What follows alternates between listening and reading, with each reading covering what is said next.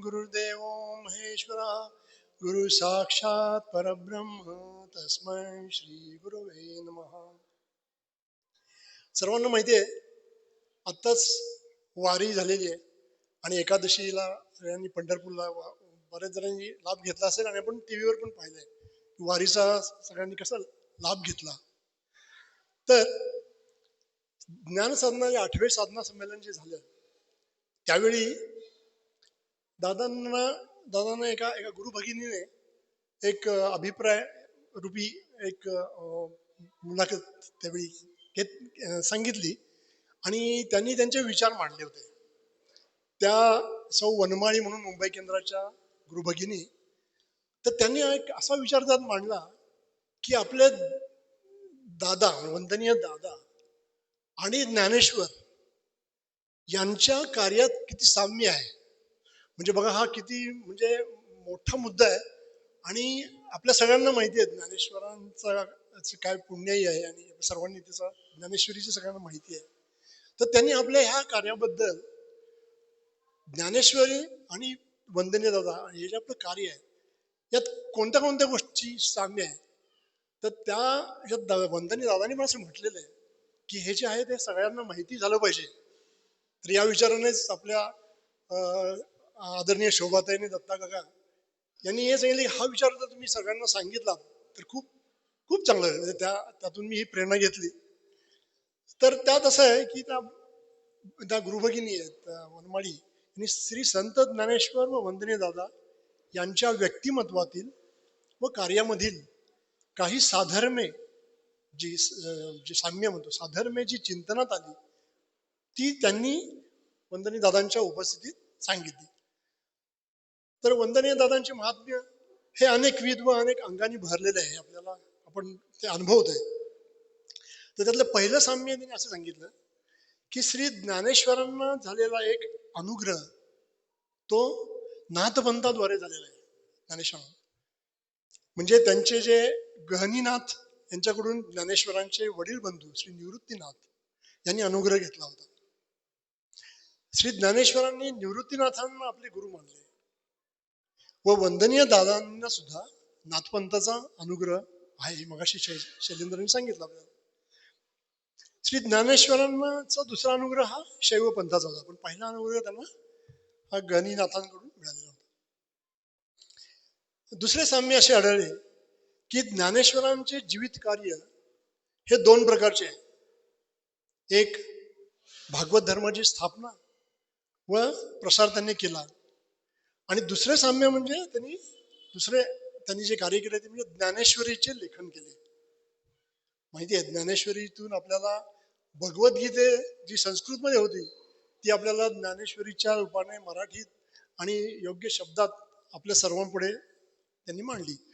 त्या लेखनातून त्यांनी दोन गोष्टी साधल्या. एक अध्यात्माच्या सर्व समाजस्पर्शी प्रसारासाठी सुबोध मराठी भाषेची निर्मिती त्यांनी ज्ञानेश्वरीद्वारे केली. सुबोध मराठी भाषा सर्वांना समजेल अशी. आणि ही ज्ञानेश्वरी श्रीमद भगवद्गीतेचे भाष्य आहे. भगवद्गीता ही संस्कृतमध्ये आहे मग ते सर्वांना समजावे म्हणून त्यांनी हे भाष्य केले. हे निरूपण आहे. बहुसंख्य समाजाला त्यांनी ज्ञानमार्ग मराठीतून सुबोध करून दिला. तर सुबोध असा हा श्री ज्ञानेश्वरीचा विशेष पुन्हा वंदनीय दादांच्या मध्ये पण आढळतो. तो कसा बघूया. श्री ज्ञानेश्वरांनी जशी भागवत धर्माची स्थापना केली व प्रसार केला तसा आपल्या वंदनीय दादांनी साई आध्यात्मिक समितीची स्थापना केली. आणि वंदनीय दादांचे नाव आपल्या माहिती आहे दत्तात्रय भागवत. यात सुद्धा या नावातलं पण साम्य आहे ते पण एक विलक्षण योगायोग आहे. त्याचप्रमाणे श्री साई शकाचा उद्घोष करून वंदनीय दादांनी आपल्यावर एक विश्वशांतीची जबाबदारी टाकली आहे.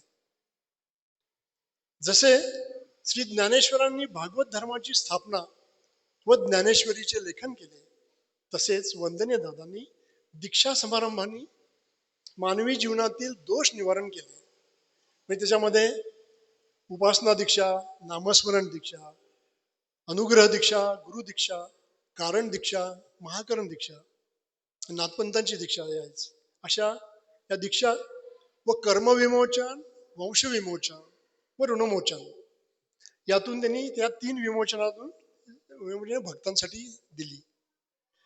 तसेच सुफीपंथ, नाथपंथ, दत्तपंथ या तिन्हीच्या सुंदर त्रिवेणी संगमातून या आपल्या कार्याची चौकट ठरवली. तिसरे साम्य कुठले? श्री ज्ञानेश्वरांनी हिंदू धर्मातील अध्यात्म किंवा तत्वज्ञान जे संस्कृत भाषेत बंदिस्त झालेले होते, बंदिस्त म्हणजे बऱ्याच जणांना संस्कृत भाषा समजायची नाही किंवा येत नसायची, बरेच जण शिकायचे, माहिती असायची, पण त्यात एक थोडंसं बंदिस्तपणा होता. तो त्यांनी बहुजन समाजापर्यंत पोहोचवण्यासाठी मराठी भाषेत त्याचं रूपांतर केले. त्यांच्या शिष्यांमध्ये सर्व बहुजन समाजाच्या घरातील माणसे आहेत. म्हणजे नामदेव शिंपी आहे, हे गोरा कुंभार आहे, तुकाराम वाणी आहे, चोखामेळा आहे. मराठीत लिहिल्यामुळे अज्ञजन व आबाळ वृद्धांपर्यंत मानवी जीवनाच्या मुक्तीचा ज्ञानप्रसार केला त्यांनी. तसेच वंदनीय दादांनी 84 लक्ष युनितून आपण फिरून आल्यानंतर जो मानवदेह आपल्याला प्राप्त झालेला आहे किंवा नरदेह, त्यात स्वतःची आत्मिक उन्नती कशी करायची व मुक्तिपद कशी गाठायची हे आपण केवळ संस्कारांनी जाणत होतो.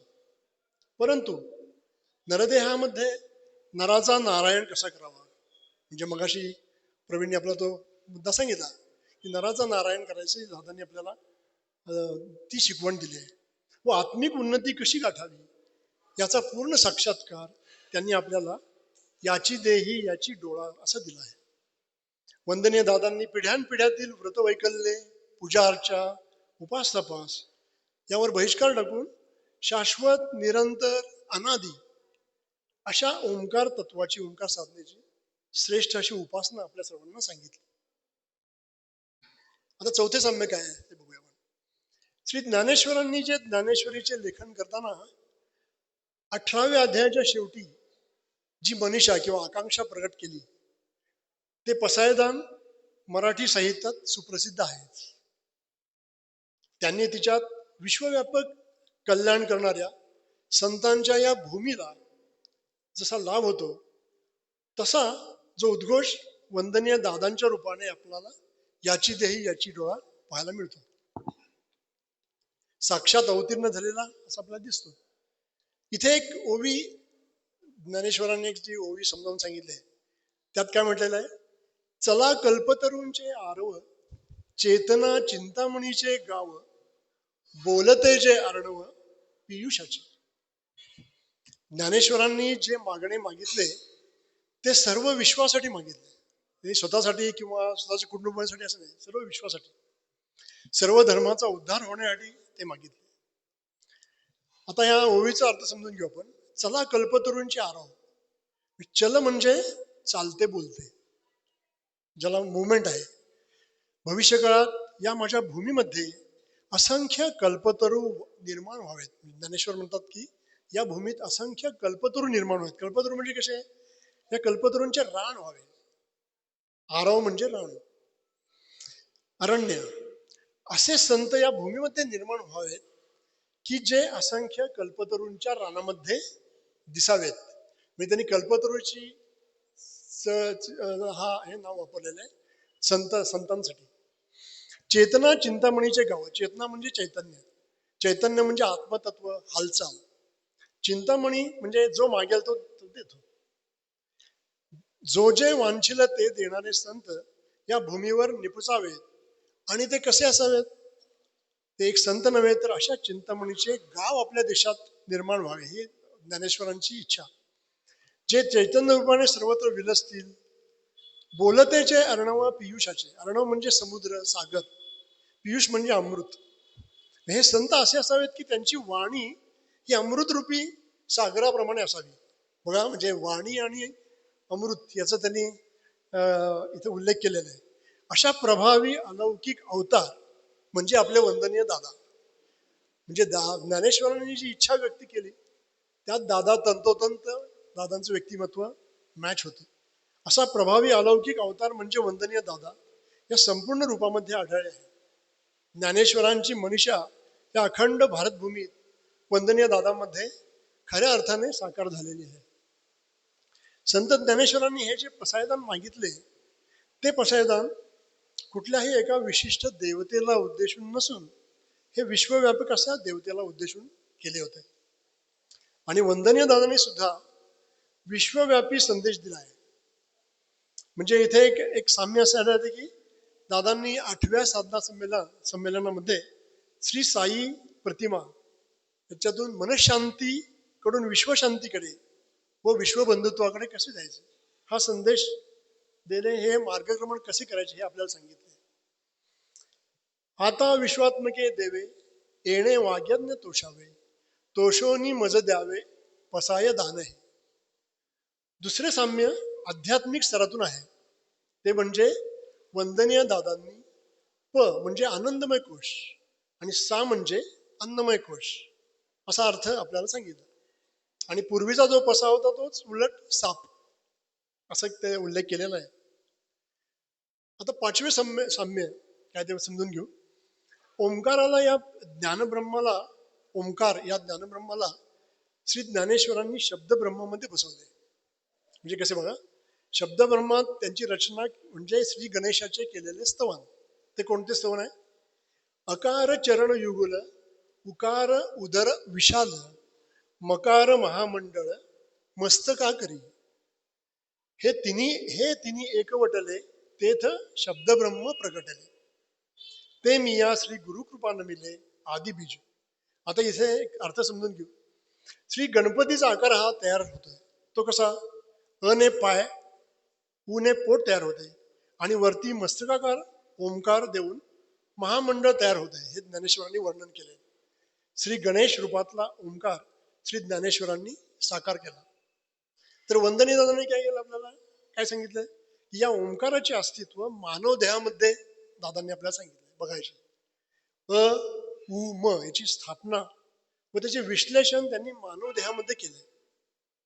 म म्हणजे आत्मतत्व, स्थिरता. तर अ पासून उ पर्यंत दैहिक माध्यम हा वंदनीय दादांनी आपल्याला दिलेला अर्थ आहे. आता 6वे साम्य काय? अलम दुनियेमध्ये ज्या ज्यावेळी महापुरुष किंवा अवतारी पुरुष अवतरले त्या त्यावेळी त्यांची समाजाला नितांत व अपरिहार्य अशी गरज होती. म्हणजे ज्या ज्यावेळी असे महापुरुष जन्माला आले तर काही कारणामुळे जन्माला आले. त्यांचं काही ध्येय होतं. ते ध्येय त्यांनी पूर्ण केलं. श्री ज्ञानेश्वरांच्या अवताराकडे सुद्धा असेच त्यांच्या काळाची गरज होती. बहुजन समाजाला समजेल अशा सोप्या मधुर व रसाळ मराठी भाषेत त्यांनी ज्ञानेश्वरी लिहिली. तसेच वंदनीय दादांचा अवतार ही एक काळाची नितांत गरज होती. आज ईश्वरी अस्तित्वाबद्दलचा अविश्वास, कुटुंबातील कलह, मत्सर इत्यादी षड्रूपींनी माजवलेले थैमान हे मानवी जीवनाला अंतिम सर्वनाशात नेणार असे जेव्हा सर्वशक्तिमान शक्तींना जाणवले, त्यापासून रोखण्यासाठी त्यांनी भूतलावर वंदनीय दादांचे आगमन केले. म्हणजे जसं शैलेंद्रने सांगितले की त्यांचा जन्म हा पूर्वनियोजित होता. पण विभूतींना जेव्हा काही गोष्टी सांगायच्या असतात आपल्याला, तेव्हा त्या काही माध्यमातून सांगायच्या असतात. तेव्हा वंदनीय दादांच्या माध्यमातून त्यांनी आपल्याला पुढची शिकवण दिली. त्यांनी श्री साई आध्यात्मिक समिती व ओंकाराची योग साधना ही आपल्याला दिली व तो संदेश दिला. आता सातवं काय साम्य? ज्ञानेश्वरीमध्ये प्रज्ञा व प्रतिभा म्हणजे काय? विद्वत्व व कवित्व हे दोन्ही सहज साकार केलेले दिसतात. म्हणजे त्यांच्या प्रत्येक ओवीत आपल्याला ह्या गोष्टी दिसतात. आपल्याला वंदनीय दादांच्या मुलाखतीत विद्वत्व व अध्यात्माचा पेला काठोकाठ भरलेला दिसतो. म्हणजे त्यांचं कोणतीही मुलाखत ऐका, त्या प्रत्येक मुलाखतीत आपल्याला ज्ञान मिळतंच, पण त्यात विद्वत्तेचे दर्शन घडतं. व भाषेवरील कवित्व हे ठाई ठाई जाणवते. दादांना कविता शेर शायरी आवडायची आणि आपल्याला माहिती आहे सगळ्या ह्या आरत्या आपण म्हणतो. तर कवित्व हे त्यांच्या ठाई ठाई जाणवते. ज्ञानाबरोबरच वंदनीय दादांच्या मुलाखती या शब्द, रस, गंध, रूप, नाद आणि स्पर्श संवेदना यांनी ओतप्रोत भरलेलं अशा आहेत. आता 8वे साम्य काय? जसे तुकारामांचे अभंग, मोरोपंतांच्या आर्या हे प्रसिद्ध आहेत, तसे ज्ञानेश्वरांचे महात्म्य हे अचूक समर्पक दृष्टांत देण्यात होतं. ते दृष्टांत द्यायचे, काही उदाहरणं द्यायचे आणि ते उदाहरण देऊन समजावून सांगायचे. दृष्टांत म्हणजे उदाहरण देणे. तर वंदनीय दादांच्या मुलाखतीमध्ये सुद्धा विचार प्रगटीकरणामध्ये दृष्टांत आणि आशय यांनी सामर्थ्य आणले. म्हणजे ते दरवेळी छान छान उदाहरण द्यायचे, दृष्टांत द्यायचे. त्यातलं एक उदाहरण म्हणजे असं होतं की दादांचा विचार संदेशातील एक दृष्टांत, एकदा जीवन धारण झाले केल्यानंतर त्याला गतिमान कोण करणार, हा एक मुद्दा होता चर्चेचा. तर दादांनी कसं समजावून सांगितलं की जीवन म्हणजे एक भोवरा आहे, पण तो गतिमान करण्यासाठी काय लागतं, दोरा लागतो. हा दोरा म्हणजे गुरुकृपेची दोरी आहे. म्हणजे जीवन हा भोवरा आहे आणि जो दोरा म्हणजे फिरवतो आपण भोवरा, ती गुरुकृपेची दोरी. म्हणजे त्यांनी असं उदाहरण देऊन आपल्याला काही गोष्टी समजावून सांगितलं. आता 9वे साम्य काय, मराठी भाषा मध्ये श्रोता, वक्ता, संबंध, गुरुशक्ती हे ज्ञानेश्वरांचे अत्यंत आवडीचे विषय होते. तेथे त्यांना गीतेतील एकेका श्लोकावर ते 200 ते 400 ओव्या त्यांनी रचल्या होत्या, त्यांना स्फुरल्या होत्या. गीतेतील एका अध्यायामध्ये गुरुमय केलेल्या ज्ञानसूर्याचे रूपक हे सुविख्यात आहे, सर्वांना माहिती आहे, ज्यांनी ज्ञानेश्वरी वाचली असेल. गुरु म्हणजे ज्ञानाचा सूर्य, हे त्यांनी त्यांच्या प्रतिभेने सिद्ध केले. ज्ञानसूर्याचे रूपक म्हणून हा अध्याय प्रसिद्ध आहे. आमचे गुरुमौली म्हणजे वंदनीय दादांनी हे स्वतः ज्ञानरूपी अर्क म्हणजे मध आहेतच, परंतु सूर्यशक्ती ही ओंकार साधनेने आमच्या देहात धारण करून त्यांनी आम्हाला सर्वांना ज्ञानसूर्य बनवले. म्हणजे ज्ञानसूर्य जसे ज्ञानेश्वरीला जो उल्लेख आहे तो आपल्या केसमध्ये दादांनी आपल्याला सूर्यशक्ती ओंकार साधनेच्या रूपातून देऊन ज्ञानसूर्य बनवले. आता 10वे संमेलन काय, 10वे साम्य, श्री ज्ञानेश्वरांनी थोतांड म्हणून नव्हे तर एक अस्सल योग सामर्थ्याच्या बळावर अनेक आश्चर्य सिद्ध केली. माहिती आहे आपल्याला बऱ्याच ज्ञानेश्वरांच्या गोष्टीमध्ये भिंत चालवणे, रेड्याकडून वेद वदवणे इत्यादी इत्यादी. त्याप्रमाणे वंदनीय दादांनी सुफी संत पंथांच्या कृपाशीर्वादाने आमच्या ऐहिक अडचणीवर मात केली. म्हणजे त्याने असे बाकी आश्चर्य त्यांनी जे दाखवले नाहीत, पण जे आश्चर्य महत्वाचं म्हणजे आपले स्वतः आपली जी आपल्यावर जे कृपाशीर्वाद केला व दादांनी जी सुफी पंथाच्या कृपाशीर्वादाने आपल्या ऐहिक अडचणी दूर केल्या व आपली पारमार्थिक उन्नती केली. एक उदाहरण देताना असं सांगितलेलं आहे की वाडीतील हवन विधीमध्ये महारुद्र स्वाहाकाराच्या वेळी वाडीमध्ये तिथे एकाच गोत्रातले ब्राह्मण राहतात असायचे त्यावेळी होते. तर त्यावेळी जर एकाच्याच जरी घरी त्या वर्षात जन्म किंवा मृत्यू झाला असता तर जी दादाची साधना करत होते, जी तपश्चर्या करत होते ती पूर्णत्वाला गेली नसते. किंवा एखादा जन्म किंवा मृत्यू झाला असेल तर संपूर्ण गावाला ते अशौच झाले असते. मग त्यामुळे कोणताही धार्मिक विधी त्याज्य ठरला असता. मग वंदनीय दादांनी त्यावेळी मोठ्या परिश्रमाने जो ठरवून आणलेला हवन विधी होता तो सफल झाला नसतो जर असं काही घडलं असतं तर दादांनी मग पंत महाराजांच्याकडे साकडे घातले की तुम्ही यातून मार्ग काढा. तर त्या वर्षभराच्या कालावधीत ते एकही जन्म किंवा मृत्यू झाला नाही. म्हणजे हे पण एक आश्चर्य म्हणावं लागेल. तसेच होमासाठी जो प्रदीप्त असा जो अग्नी असतो साकार करावा लागतो, तो साकार करताना लाकडाला लाकूड घासूनच करावा लागतो. दादांनी ते तिथे साध्य करून दाखवले व त्यांच्या हातून क्षणार्धात अग्निदेवता प्रज्वलित झाली. आता 11वे साम्य काय म्हटले, जाती धर्म निरपेक्षता हा दोन्ही व्यक्तिमत्वाचा अलौकिक विशेष आहे. ज्याप्रमाणे श्री ज्ञानेश्वरांच्या संतगणात मगाशी पाहिलं आपण शिंपी, वाणी, कुंभार, महार सर्व होते. त्याप्रमाणे दादांच्या भक्तभाविक आहेत त्या सुद्धा जाती धर्मांची काही मर्यादा नाही. इथे सर्व आपले हिंदू, मुस्लिम, सिंधी, पारसी, बंगाली आपण सर्व जातीचे गुरुबंधू भगिनी आहोत. 12वे साम्य असे आहे की श्री ज्ञानेश्वरांनी बहुजन समाजाला उद्धार करण्यासाठी सुबोधता किंवा सोपेपणा हा प्रधान हेतू मांडला. हे सोप्या भाषेत सगळ्यांना समजावं, त्यात क्लिष्टता अजिबात नाही. तर सगुण साकार अशा विठ्ठलाचे भक्तिगान व त्यातून तन्मयता साधून उन्मनी अवस्थेपर्यंत त्यांनी भक्तांना नेणे. कसं जायचंय ही भक्ती मार्गाची सोपी दिशा त्यांनी सगळ्यांना सांगितली. तसेच वंदनीय दादाने काय केलं आपल्याला, एक अत्यंत सुलभ सोप्या मार्गाने आपले ऐहिक आणि पारमार्थिक दोन्ही मध्ये उत्कर्षता आणलेली आहे, त्याचे निवारण केले. ते करताना आपल्याला काय, उदी, दोरा, नंतर आपले प्रसादाचे पूजन, दानधर्म, अशा सोप्या आणि ज्या सर्वांना शक्य आहेत अशा गोष्टी त्यांनी आपल्याला सांगितल्या.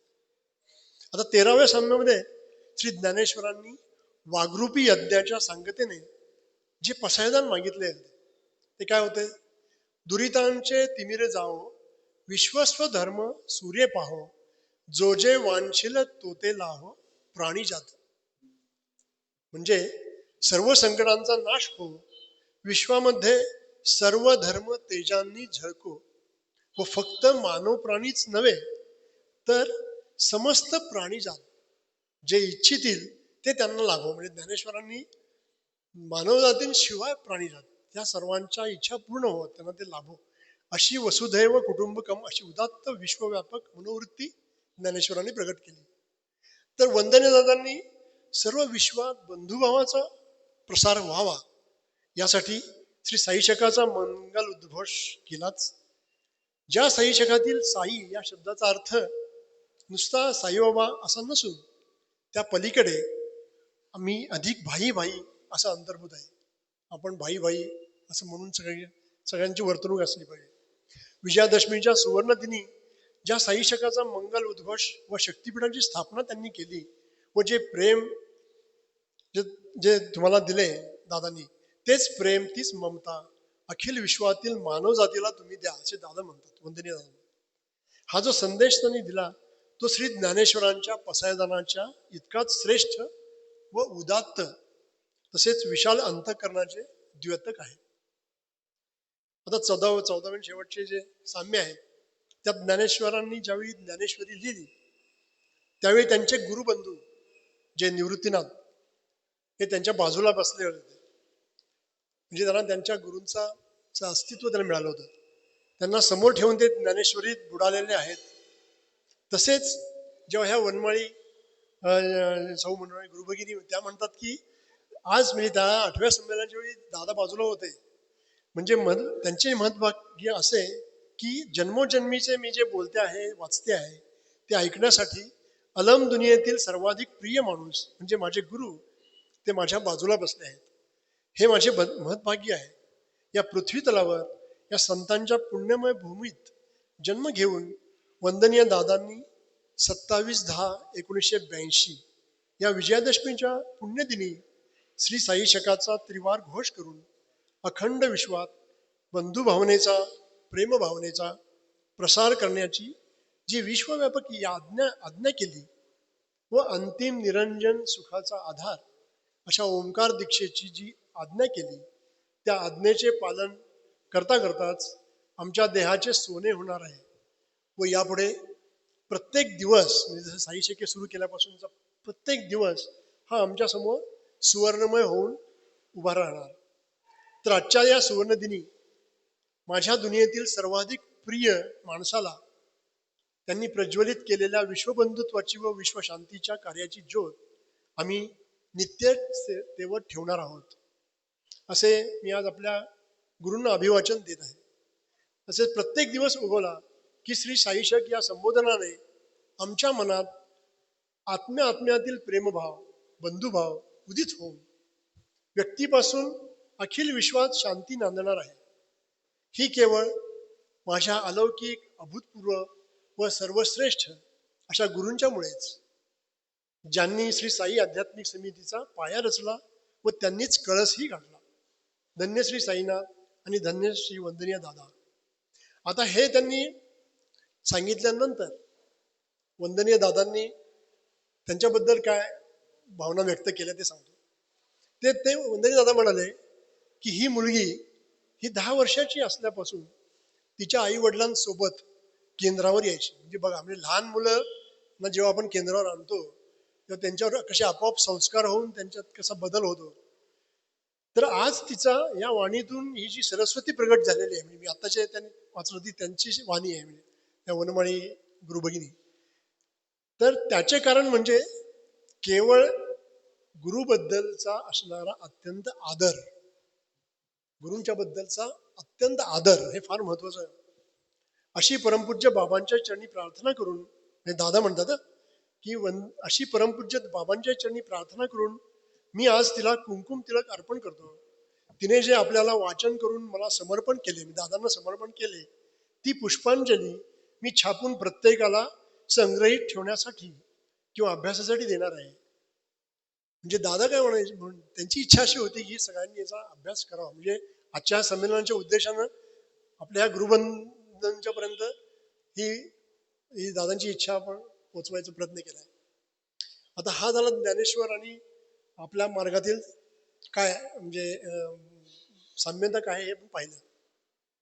आता अजून 5 मिनिटं आहेत. तर एक गुरुभक्ती बद्दल आपले जे सलीम बाबा आहेत यांचे काही थोडे विचार आहेत, ते तुम्हाला सांगतो. ते गुरुभक्ती म्हणजे काय, तर गुरु सर्वांकडे सारख्याच भावनेने पाहतात. त्याचप्रमाणे आपण सर्वांशी प्रेमाने वागले पाहिजे. तसेच गुरूंनी आपलं कौतुक केलं किंवा आपल्यावर रागावले, या दोन्ही गोष्टी आपल्याला सारख्याच प्रमाणात शिकवायला पाहिजेत. म्हणजे गुरु रागावले ते आपल्या कल्याणासाठीच असतात. तर सलीम बाबा असं म्हणतात की आज तुम्हाला दादांसारखे गुरु लाभले आहेत, पण आमच्या गुरूंच्या जवळ म्हणजे त्यांच्या वेळी त्यांनी कशी गुरूंची सेवा केली ते सांगतात की आम्ही आमच्या गुरुजवळ असताना आम्ही काय कष्ट सहन करायचो त्याची तुम्हाला कल्पना यायची नाही. तर गुरूंजवळ आम्ही चौघे बांधलेलं होतो. म्हणजे ते स्वतः असायचे, सलीम बाबा, नंतर निजामुद्दीन किश्ती आणि काही अजून दोघे भक्त, ते गुरूंच्या भोवती नेहमी असायचे. तर भिक्षा आणल्यानंतर ते भिक्षा मागून आणायचे, गुरूंच्या समोर ठेवायचे. गुरूंनी खाल्ल्याशिवाय ते खात नसत. आता गुरु त्यावेळी मुद्दाम ते खाणं संध्याकाळपर्यंत प्रोलॉंग करायचे, म्हणजे पुढे संध्याकाळपर्यंत ते खात नसे, मग नुसते पाणी पित. गुरूंनी पाणी पिलं म्हणजे आपण कसं खायचं, मग आम्ही हे सगळे शिष्य पण पाणी प्यायचे. नुसते पाणी पित आम्ही पण पाणी पित असतो. कधी गुरु सांगत जा त्या घरात मजूर काम करतायत, त्यांना ते असे काम चाललं असं दिसलं, यांना सांगायचे जा तुम्ही पण जा त्याला मदत करा, त्या कामात तुमचा पण सहभाग असला पाहिजे. मग आम्ही त्यांना मजुरांना आम्ही मदत करायचो. त्यांना त्यांचे काम करण्यासाठी आम्ही मदत काहीही मोबदला न घेता करायचो. गुरूंचे दर्शन घेण्यासाठी आलेल्या भक्तांच्या मुलाबाळांची घाण स्वच्छ करणे हे आम्ही करायचो. कधी गुरु म्हणायचे चला आज आपण गाव स्वच्छ करूया. त्यांचा मूड आले की सगळ्यांना चला हे जरा हा एरिया जरा खूप अस्वच्छ आहे, तिथल्या लोकांना समजत नसेल तर आपण स्वतःच काढू, म्हणजे त्यात स्वतः भाग घेतील आणि स्वच्छता पाळतील. मी सर्वजण जायचो आणि ते स्वच्छता करायचो. प्रथम फारच किळसवाणे वाटत असे, पण नंतर दुर्गंधी अजिबात येईनाशी झाली. नंतर ते आवडायला लागलं. कधी कोणी मनुष्य काही धान्य विकायला जात असेल तर गुरु सांगत असेल जा ते धान्य त्याला चांगल्या भावात विकून द्या, कारण तो त्याच्या पोटासाठी हे व्यवसाय करतोय, तुम्ही त्याला मदत करा. मग हे स्वतः त्यांच्यावर जायचे, ते धान्य विकायचे आणि येऊन गुरुला सांगायचे, हा त्यांचं काम झालं. परत याला रात्रीचे 12 वाजायचे. मग भिक्षा आणली की ती कुणाला घ्यायला सांगत, कधी बाजूची माती उकरून काढाशी कामे ते सांगत. मग गुरु हे आपण अजून किती कच्चे आहोत किती पक्के आहोत हे ते तोलून पाहत. म्हणजे असे त्यांनी गुरूंच्या बद्दलचे म्हणजे असे काय म्हणतात ताकीचे घाव सोसणं म्हणतात ते, त्याशिवाय देव पण येत नाही. आम्ही गुरूंची व्याख्या फार वेगळी करतो. मी गुरुजवळ असताना त्याच्यापाशी एक दुःखी मनुष्य आला होता. तर गुरुनीही सांगितले त्याच्या घरी जाऊन काम करून त्याचं काय दुःख आहे ते जाणून घे. मग ते सलीम बाबा त्या गुरुंच्या घरी भक्ताच्या घरी गेले. त्याचं ते काही मागच्या कर्माचे काही त्या कर्माचा इफेक्ट होता, म्हणून त्याचे ते दुःख कमी होत नव्हतं. तर सलीम बाबांनी त्यांचं दुःखाचं निराकरण केलं, त्यांना ते दुःख निराकरण करून ते दुःख नाहीच केलं. आणि त्यानंतर काही दिवसांनी सण आला. आता त्यांच्या त्यावेळी काय त्या काळात ईद होतं. तर त्या सणाच्या त्यावेळेस आपण गुरूंना आधी शुभेच्छा देऊया. म्हणजे गुरूंच्याकडे आले, गुरुला शुभेच्छा द्यायला. गुरु म्हणले तू मला शुभेच्छा नको देऊस, पहिलं तू ज्याचं काम केलंस त्याच्या घरी गेला होतास त्याच्याकडे जा, त्याला शुभेच्छा दे, म्हणजे मला तो शुभेच्छा मिळाल्या. मी तुला पाहतोय, तू माझ्यापाशी नाही आलास तर पण तू ते पहिलं तू त्या भक्ताला भेट. अशा प्रकारचे उच्च शिक्षण गुरूंनी दिलंय. आता यात आपला वेळ कमी आहे, अजून एक दोन गोष्टी सांगतो तुम्हाला.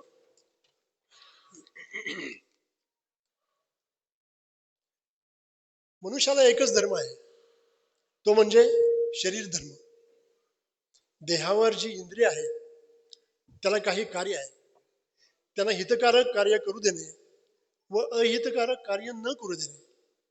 म्हणजे सगळ्यांना हे अर्थ समजतंय की आपले जे इंद्रिय आहेत त्यांना हितकारक कार्य करू द्यायचे, अहित कार्य करू न देणे, याला मनोनिग्रह म्हणतात. म्हणजे आपण आता दादा सांगतात रोज रात्री झोपायच्या जी प्रश्नावली आहे त्यातला एक मनोनिग्रह शब्द आहे.